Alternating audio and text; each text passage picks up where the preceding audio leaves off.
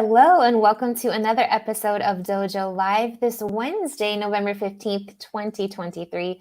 My name is Kim Lantis, and it's my pleasure to be hosting today along with America Guerrero. Hey Kim, hey Ira, nice to meet you. This is going to be exciting. You're a Hi book guys. author, an expert in travel. So let's kick off. America's fangirling a little Yeah. bit, I guess. Yes, and today's guest is, as America said, Ira Vouk, who is the principal at Hospitality Consulting 2.0.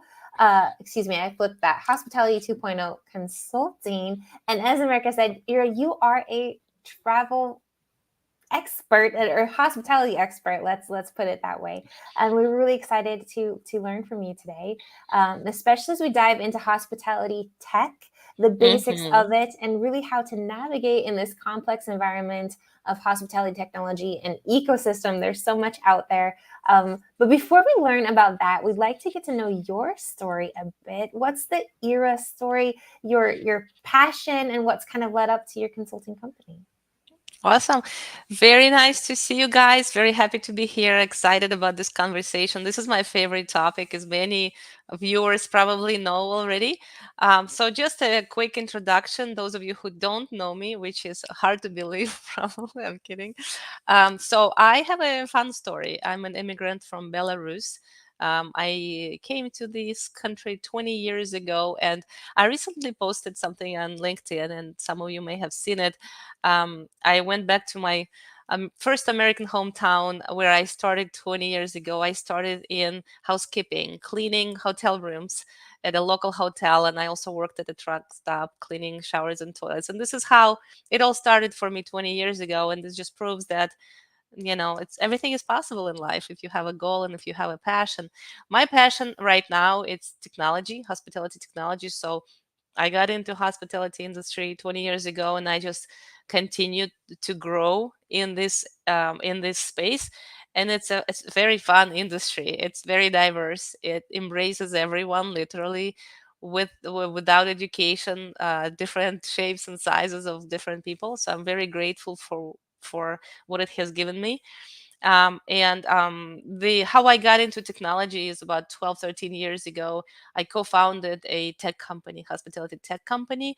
It was a revenue management system, the first one in the industry that incorporated machine learning, true AI machine learning. And Wow. um, it was a very successful company. We sold it to a PMS company.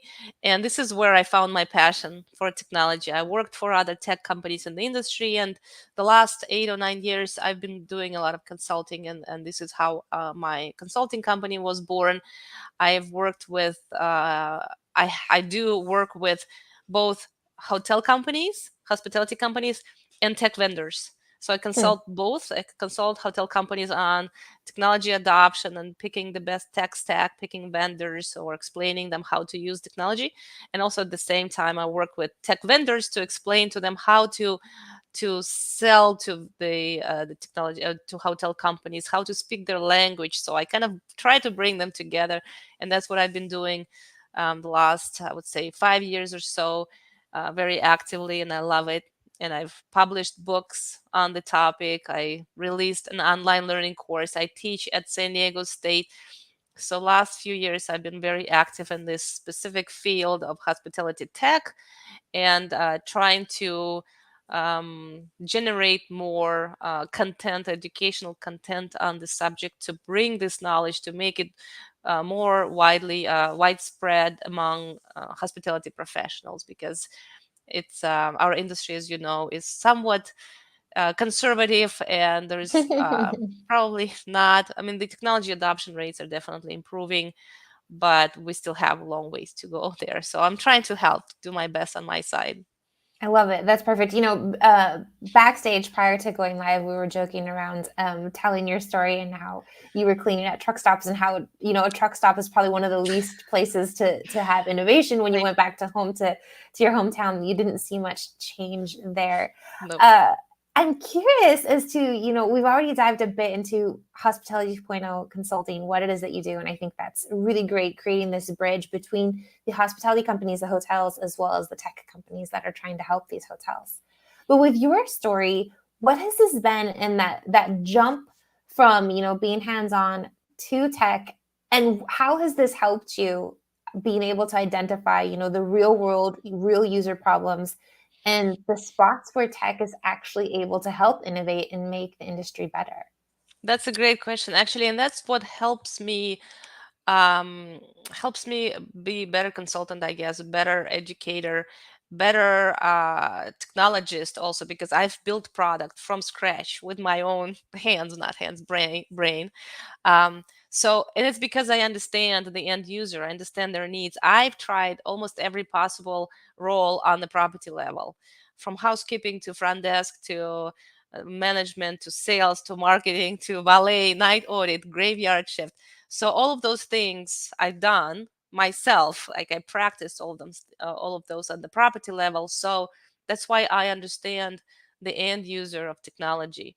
And we have so many wonderful vendors in our industry who sell tech products to hospitality companies.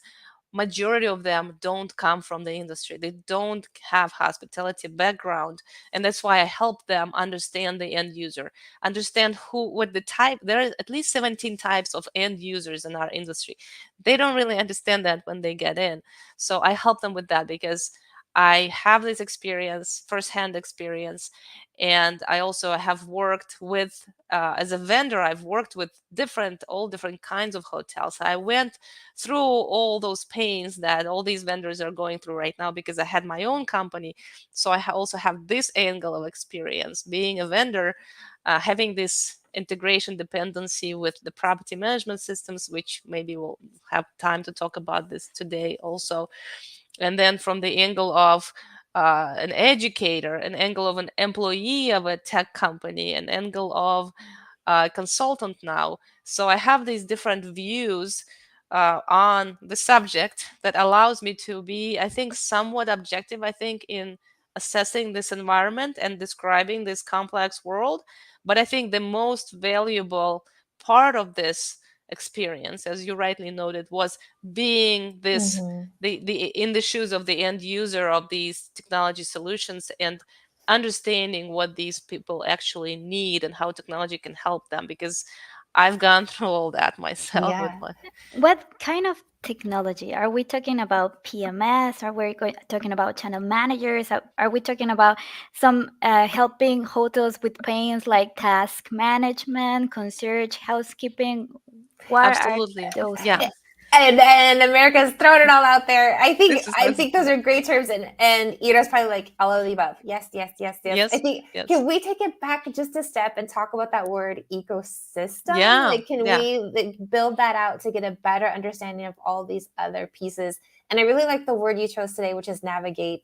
It puts immediately in You my need a mind compass for like that, a yeah, ship and a compass and like yeah. kind of finding your way. So what does this ecosystem look like, and then what are those specific pieces, like America mentioned, you mentioned earlier, PMS, RMS? Yeah, great questions. So yes, so your both of your questions are of course connected. So it is an ecosystem, and maybe you have seen, I posted recently a diagram on LinkedIn that it just went viral. I also published an article on Hospitality Net about it, and there's thousands of views and reposts and comments. So industry seems to have embraced it.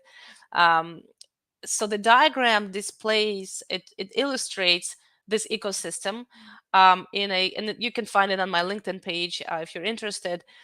It shows the different how these technology solutions are organized in different categories with the operations in the center, but there is also a distribution, marketing, BI, and guest applications. So there are 5 large categories that exist, and those are in the diagram. They're color coded, so it's kind of very clean and easy way to picture our ecosystem that is very convoluted. Like it's so convoluted, like it hurts. So I had to, and I saw it in my dream actually, the diagram. I was taking a nap in Colorado, and I just saw it, and I went and I just put it on a napkin, and within a few hours I put it in lucid charts on my computer. So this is how it was born, like literally a month ago. But it was just tremendously like embraced by the industry because everybody like needs somebody to provide simplicity to help people understand what this mess is all about. So Yes, did you have a question? No, I didn't know No. that you were the creator of that diagram because I have it in WhatsApp. I have it in Okay. LinkedIn. I also got that diagram via email. So it's like, oh, okay, you are the mastermind behind it. Here you go. Yes, Viral. like I said, I saw I saw it in my dream. So there are five large categories that I just mentioned, and really it's just the tip of the iceberg, because the main goal of this diagram that I'm talking about is to help people organize these different solutions in their heads and put them on the right shelves. But as we start digging deeper in each category, there are subcategories, and then we do deeper, there are more things that we reveal, and then each subcategory is represented by tens or even hundreds of vendors. So there are thousands of technology solutions in our industry. And if you go to a high tech show, they have hundreds and hundreds of different vendors. You walk around and your mind, your brain starts coming out of your ears because it's so convoluted. You don't understand even who's doing what, because there's just so many. So again, the diagram kind of helps organize it on a high level. And in the center of it all is, as you rightly noted, the PMS, the property management system. If we're talking about lodging companies, about hotels, vacation rentals, businesses, and other lodging solutions. So the center is the property management system. And let me know if this is a good time to start talking about the integration dependency, which is the Sure. main reason why Please. this ecosystem is convoluted and complex. So the in the center of attention, the reason why the PMS is at the center is because it has access to the valuable data, the reservation stay and ARI data. And this is where this data is stored for the most part, in most cases. And the reality is that majority of these solutions that exist outside of the PMS, and they're hundreds, there are a lot, and again, they're organized in five different categories, but there are a lot of them. Majority of them can't function independently, and that's why they have an integration dependency on the PMS, because they need data. Like, as a co-founder of an RMS company, we built a wonderful solution. Without any integration with the PMS, you can't function. Like, you're not able to. You just spent $2 million on building it. You can't sell it because it's not functioning without a PMS. So now you have to build these integrations. So this integration dependency exists in our industry that makes the PMS kind of the queen, the center of attention. And the industry is trying to kind of get around it somewhat. Some companies are succeeding, but in majority of cases, that's still the situation. So, and because the PMS companies, they don't want to invest in, and maybe they shouldn't invest in heavy functionality in something that is not core PMS functionality. That's why a PMS is not no longer enough for a hospitality business, for a hotel business to operate, to be successful, right? And that's why all these little solutions, little, some bigger, pop up that complement the PMS functionality with other things that help these businesses be more successful. And that's why we see myriad of these different things that exist in these other categories, distribution being the most important one after operations. Of course, you have to have a PMS to operate a property, even though there are still many hotels in the world that don't have a PMS, that still use pen and paper, but hopefully, there will be less and less. So after the PMS, after operations, distribution is the second most important element or category of our ecosystem, because you have to be able to sell your rooms online. And you can't rely on people walking in anymore or calling you, right? As it used to be very simple, you would have one channel of distribution, either your phone or you would have some walk-ins. Things have changed, of course, and now we are selling on hundreds of different OTAs. We're selling on Instagram, we're selling on Google, we're selling on our own website. So distribution category is the most complex part of our ecosystem, because the relationships between different parts of these elements in this ecosystem, in this category, they are very complex. So if you were starting to draw the lines in, how the data flows back and forth, like you would need a magnifying glass to figure out what is what.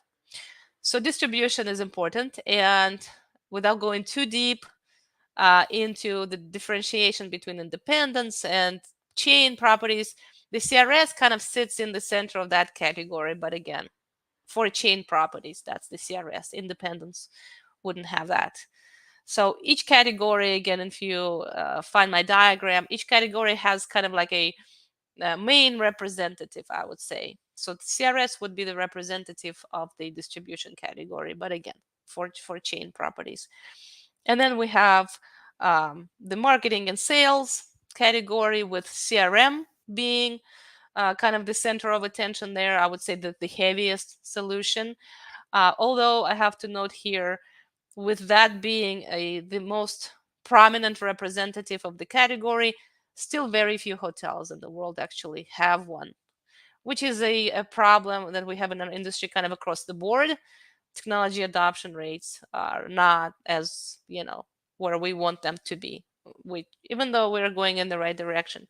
So then the fourth category is the revenue management and BI solutions, with RMS being kind of the center of attention there. And with that said, again, only about 30% of hotels in the world use an RMS. But in my opinion, and I come kind of also from revenue management background, I have a deep expertise in that area, and this is where I started kind of past the hotel level, the property level, my professional growth. So RMS is the most intelligent part of our ecosystem, the most brainy part. It has the Mm-hmm, largest mm-hmm. brain.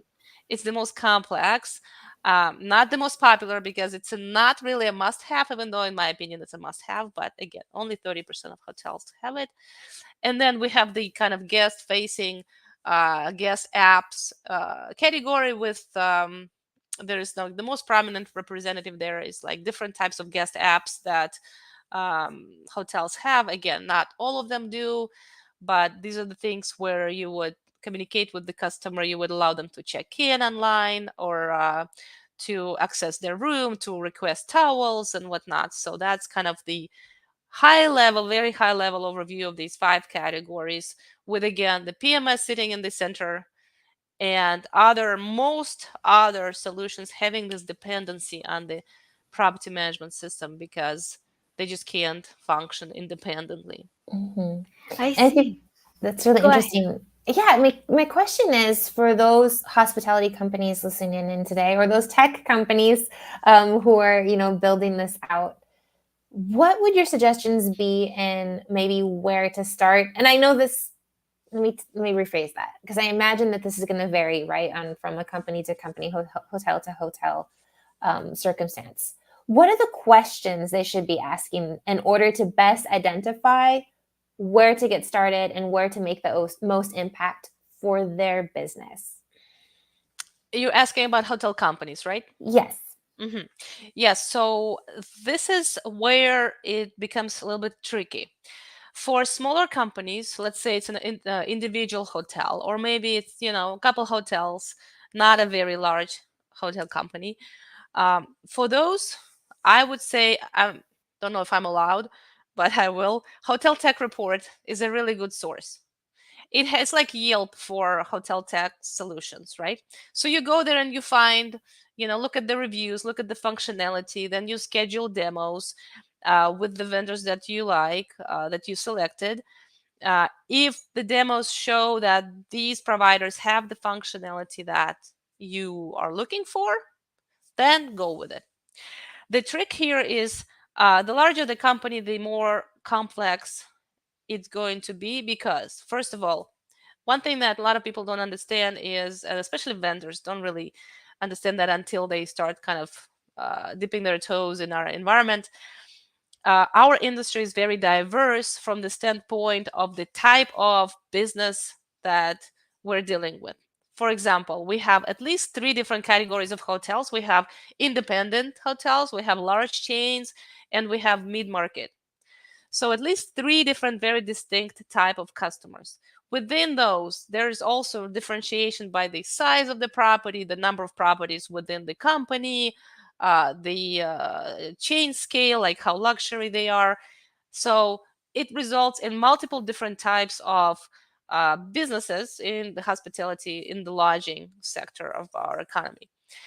So different vendors that we see on the map on Hotel Tech Report or advertising or at High Tech, they actually target, maybe without even realizing it in many cases, they target different segments of our industry. So the functionality that they have may be good for independent operators, may not be good for a chain operator, or the other way around, or maybe good for a luxury hotel, but maybe too much for a small operator, mom and pop type of business with 50 rooms.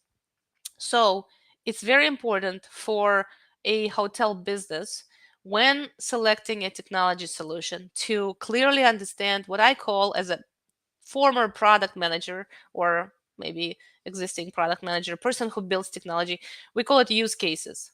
So understand how you will be using this technology. For example, you're looking for a PMS system. Um, List all the things that you need it for. I'm gonna check people in. I'm gonna look at how much they owe us. I'm gonna do this, but I also need an integration with a channel management provider, and I also needed to have functionality for me to communicate with my housekeepers, for example. So list all the things that you need to for your business to be successful, how you do things right now, and maybe things that you want to improve, because chances are, and it's in 99% of the cases, you will see different types of functionalities provided by different vendors. So you need to understand which one matches what you actually need. So there is a lot of due diligence that should go in the process of finding a vendor, so you avoid surprises once you sign the contract and you are in it. After a month you realize that, oh, there is this thing that is missing that actually prevents you from selling your rooms on a channel that you really depend on, for example. So this due diligence needs to happen before you sign the contract. This is what I help my customers when I work with hotel companies. I do that a lot with mid-market and independent operators. We go through an RFP process together, and sometimes there are 70 or even 100 use cases, especially if a company is large and they have um, 100 to 300 properties in their portfolio. There are little things like, I want to be able to share reports with different departments easily through the system, and because that's what we do, this is how we function, we have to have it. So you list all those things, and then you go and look for providers that match closely what you need. Then you do demos with them, then you go through this whole process until you sign the contract. So the larger the company, the more complex it becomes.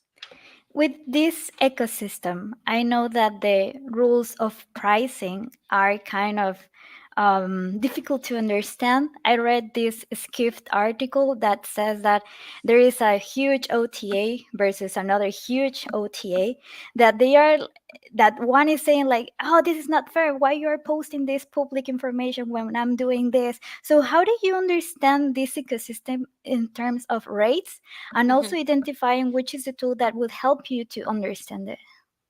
Yeah, if we're talking about prices for hotel rooms, like the prices that consumers see, so that's part of the distribution ecosystem, definitely, and that's the part that is the most convoluted part, of course.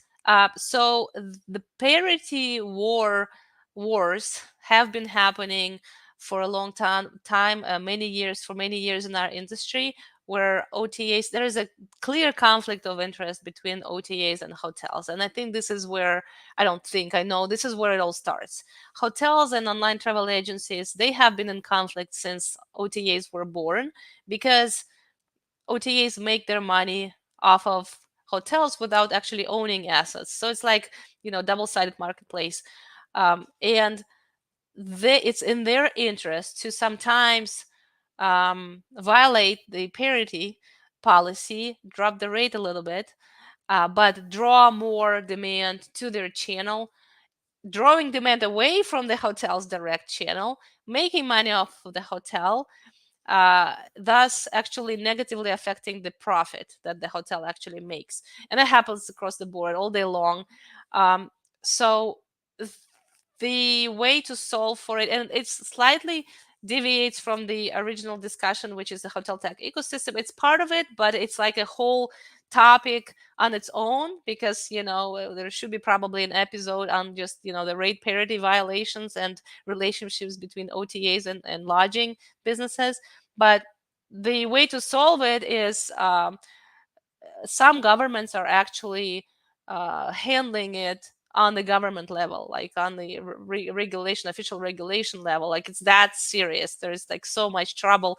So it's not something that can be easily resolved within a day by addressing some minor issue. It's actually a pretty big problem, especially in European markets and Asian markets.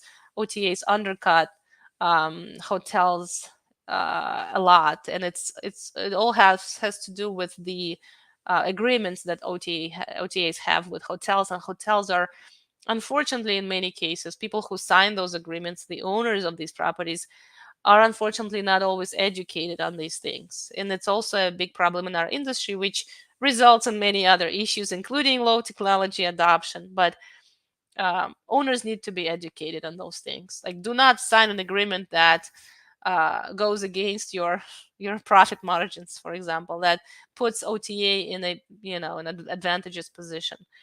But it happens. It happens a lot, unfortunately. For sure. We've got just a final few minutes before we have to wrap up today's show. I wanted to throw it back a bit to what you mentioned way at the beginning. And that's, I believe your first tech product you said was an RMS, right? And the first one to integrate machine learning. About 10 years ago, you said? 12, I think it was Okay. 2011. Yeah. So with that in mind, and words, like machine learning, we've got generative AI coming up. Where do you see hospitality tech headed in terms, of this type of technology? What's the future in these, five different categories? Hmm. What might they all kind of be having in common, and maybe look out for and be prepared for what's coming? Definitely. Yeah, it's a great question, and I do speak about trends a lot. Of course, AI, we're already seeing a lot of AI applications in our industry. Though there is a lot of potential, of course, because as we mentioned in the beginning, our industry is somewhat conservative. Like, we have AI, like face recognition on our phone, or the way that Netflix recommends movies for us. It's all based on AI. Like, it's everywhere in our lives. In our industry, though, it's not there yet, but we're definitely on the right track from the standpoint of adoption of different or implementation of AI algorithms, both in customer facing and back office kind of functions.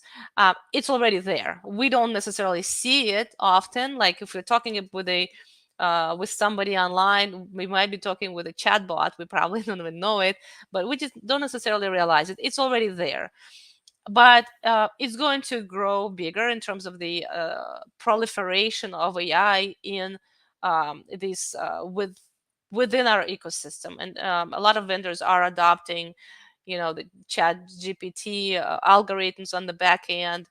But it's not just that. Chat GPT and generative AI is just one specific type of AI, one specific function, which is language processing. But there are all kinds of other things, like including the things that we implement, machine learning and RMS systems. So that's going to be widespread. And I think what also is important to of the most important trends that I see is aggregation of different solutions, and with our ecosystem becoming more simplified in the future. So right now it's very, very fragmented. I think there will be more companies just scooping up different smaller companies under one umbrella. um, so that's what we're seeing already happening. And at the same time, I think another kind of trend is property management systems that have a relatively large market share will have marketplaces similar to which some already do, many already do, because it's all about integration. So just like we have an app store on your iPhone where you'll be able to just easily select an app and install it and start using it within 2 seconds, technology adoptions in adoption in our industry goes through a long process of 3 months talking to a salesperson, onboarding, training, integration and whatnot. So I believe one day we will get to the place where it's going to be as easy as an app store, where if you are running on a specific PMS, which is like an operating system for a hotel, and you want to adopt an RMS, you just double click, it gives you access instantly, and you're there within 2 seconds. So you eliminate 3-4 months of onboarding with that model, which I think eventually we'll get there, and we're seeing a lot of companies adopting that approach.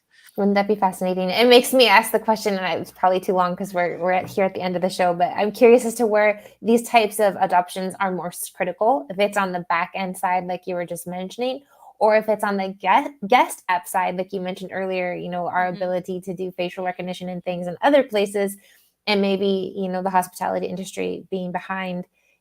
Is it more critical to fulfill these expectations of the guests and the travelers and the users?